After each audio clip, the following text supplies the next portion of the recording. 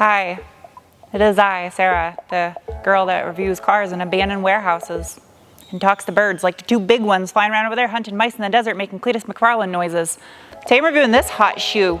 It's a 2019 Mazda 3 hatchback with correct wheel drive. That's right, it's all-wheel drive. That's what's up. It's just screaming for a turbo though. Please, Mazda, give us the Speed 3. This is such an amazing chassis. First things first, can we not appreciate the rear end of this car? Mazda, you were killing it. And I'm not gonna lie, at first, when I saw the redesign of the Mazda 3, I was like, ugh. But seeing it in person now for the first time, oh, this thing is sexy. I like it. They totally changed the game up on the traditional styling of a 5-door hatchback by kind of giving it the shooting brake style by missing a window back here. Right here, the C pillar, or B- pillar, or is it still a C? It's still a C. It's missing a window, or just something right here. Or maybe it's just too much right here, or just different and weird, and I like it. And I love the taillights on here. They look like cat eyes, similar theme they have on other models. The black diffuser, the rear wing I wish was a little bit bigger because I low-key wish this was a Speed 3. The black wheels. It shares the Koopa Troopa style turtle beak nose like many of the other Mazda products, styled right out of Mario. And it has eyeliner in the waterline to accent its beautiful eyes with the halo ring around the pupil that goes cross-eyed when you start the car. I know I said pupil, I meant projector. And the projectors actually turn when you turn because it's adaptive headlighting. I like the black wheels too. They accent the black grille with the massive Mazda logo. That was a mouthful. I'm hungry. The interior. I am not going to bore you by reading off a brochure. I'm going to do my best job at telling you what it feels like to physically sit in this Mazda 3 right now, because you can't get that from reading a brochure. So, it's a $31,000 car. This one is loaded. It has every safety feature you could possibly have on a modern economy car. And it does have lane keep assist, which I can't stand, but it's not too intrusive in here. The infotainment system, I love the screen, how it kind of looks like a piece of art on the dash. And it has this blackboard kind of look to the font on there with white chalk writing. It doesn't look like chalk, but it's black background with white font. It's very classy and it's not distracting to the eye. It's pretty. I will say this though, the piano black trim down by the shift area scratches super easy. So if you own one of these or you think about buying one of these, do yourself a favor and do one of the clear vinyl protective films over it, like a clear bra, so it doesn't get scratched up and look like crap after a few thousand miles. It's smart how they put the wireless charging pad in the center console, and you can either lift the lid or slide it back just barely, so that way you still have access to pull your smartphone out of there, which you shouldn't do while you're driving because you're gonna cause an accident. Everything in here is black and elegant, kind of like a gentleman's business suit. I like the brown stitching that goes around the dash and onto the door cards, and the brown perforations in the seat, the black headliner. It's very classy and looks like a luxury car in here. The back seat, I fit, but I feel a little claustrophobic, kind of cramps back here. I can feel my hair touching the headliner.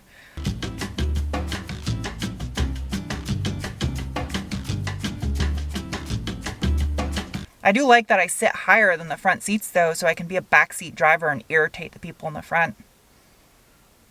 You definitely have to be careful getting out of this car though. I slammed my head getting into it. Be cautious. Ooh. As far as this hatch bezel goes, let me open this up for you. I've never liked these things. It's like they make them out of cardboard and flock them. Anyway, you can put 2 OE wheels in here, fold down the seats. You get a full set of OE wheel and tire for a track day sesh. Not too bad. Not a fan of the electronic parking brake. I never will be. I just like the mechanical rip-it style brake. It's very satisfying giving a good rip on it. Rip it. Rip it good. That's a song, isn't it? No, it's whip it. It's whip it. Rip it. Rip it. Sound like a frog. It's time to drive it. Zoom, zoom. It's a cute chime when you start the car. I forgot to tell you, it has a little Mazda 3 on the gauge cluster, and it's got 2 tailpipes like the real car. So cute.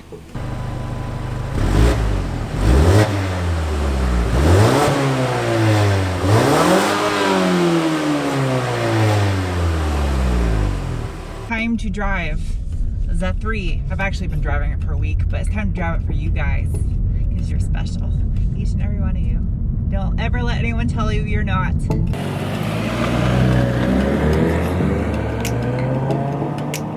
I haven't really really notice any benefit in putting it over into manual mode. The paddle shifters aren't all that engaging. I mean, they do the job, it's just, it doesn't make me want to use them like a dual clutch transmission. And I never thought I'd say this, but with all these 8 and 10 speeds I've been driving lately, 6 kind of feels like it's missing some. It's weird. Maybe it's just I'm so used to so many. Check it through a corner. Oh yeah, lots of grip. Man, really sharp handling. It's just like a knife cutting through the old beat up tar. It's like an asphalt cake.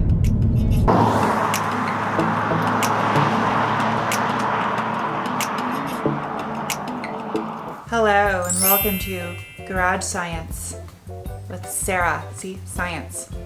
So powering this Mazda 3 is a skyactiv G. 2.5 liter naturally aspirated all aluminum 4-cylinder that puts out 186 horse at 6,000 RPM and 186 pound-feet of torque at 4,000 RPM. Thanks to 13:1 compression ratio and direct injection because skyactiv G. Yo. If you look at where the engine sits in relation to the engine bay, it actually sits fairly far forward in the bay, leaving this massive space by the firewall. The reason being is this comes from the factory with a 4-to-1 exhaust manifold to reduce exhaust gases from recirculating in the combustion chamber, and also gives you a lot of room for a turbo back there, Mazda. One complaint I have about this engine though is it does have a nice meaty 186 pound-feet of torque, but it makes it at 4,000 RPM, and this car's red line is 6,500 RPM. So it makes power up high, but it's not exactly a screamer. It's adequate power, but for this weighing 3,200 pounds, should have the 2.5 liter skyactiv turbo in it. Yeah, with 250 horse and 310 pound-feet of torque with this all-wheel drive drivetrain and a little hatchback. Come on, Mazda. Do it. In the name of science, I shall now give it the legumes. Manual mode. Sport. Traction control off. Give a little bit of assistance on the launch. And we're gonna do it from a dig. Ready? Go. Oh, okay.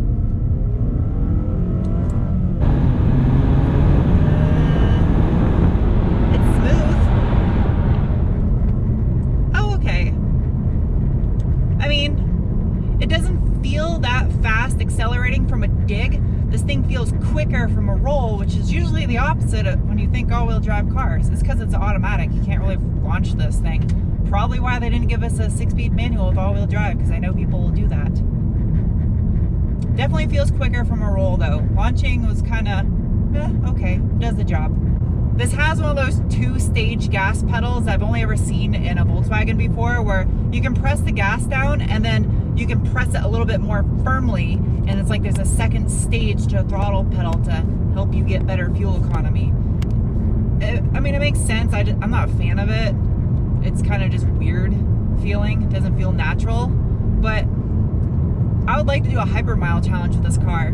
I have a feeling if you tried to get the best possible fuel economy, even if this being all-wheel drive, you could blow its ratings out of the water because it's a skyactiv. 2 Science Sarahs, 1 video. So this is all-wheel drive and has a 6-speed automatic transmission, but what's more cool about it is the fact that it has what's called G-vectoring control. Now, for the simplest way I can explain this, in case you're not mechanically inclined, is it's like the car has little robot angels. So if you start to lose control of the car and you get crazy with the cheese whiz and try to overcorrect, most of the time you'll end up spinning out. However, what Mazda does is it monitors stuff like your steering inputs, and then it retards engine timing to reduce torque to different wheels to slightly and gently caress the car back into control when stuff starts getting a little bit crazy without you even realizing it's happening.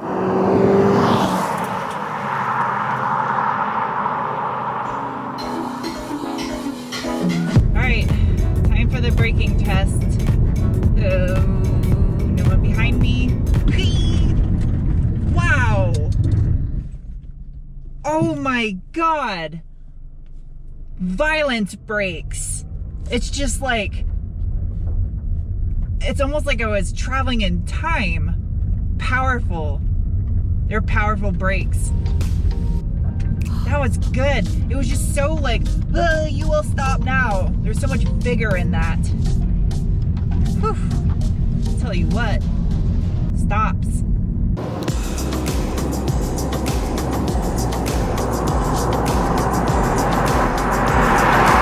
Corner. Oh, yeah, like butter. Cutting through it like butter.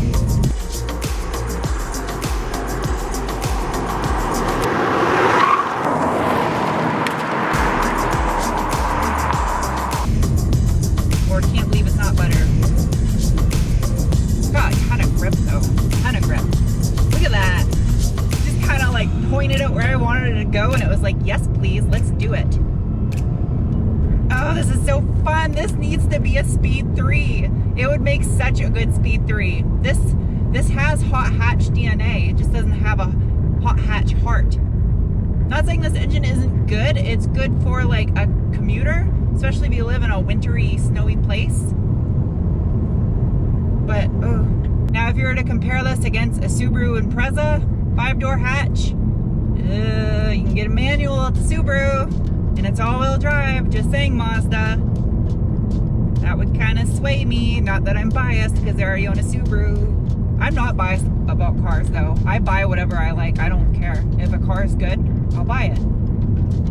I make it sound like I just buy cars all the time. I don't. I buy $2,000 beaters, and I fix them up on my YouTube channel.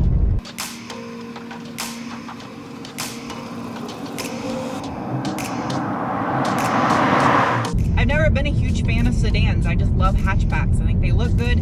They have nice booties. They make good daily drivers because you can haul stuff in them. They're super practical.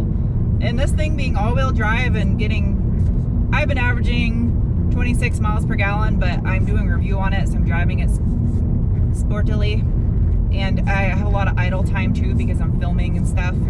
So for an all-wheel drive car and this thing being super practical, I think it's good. It looks good. It's a good car.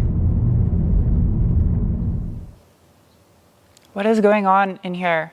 There's so many creepy, weird noises going on in here. Anyway, if you guys have never seen one of my car reviews before, I have a rating system. It's based on 1 to 5 beans on the feeling you get in your gut when you give it the legumes. A legume is a bean. It's Fun Fact Friday, if it is Friday. I think it is Friday. Did I upload this on a Friday? Unless you're not watching it on a Friday. Anyway, this 2019 Mazda 3 all-wheel drive hatchback is going to get a rating of 1 big fat juicy bean.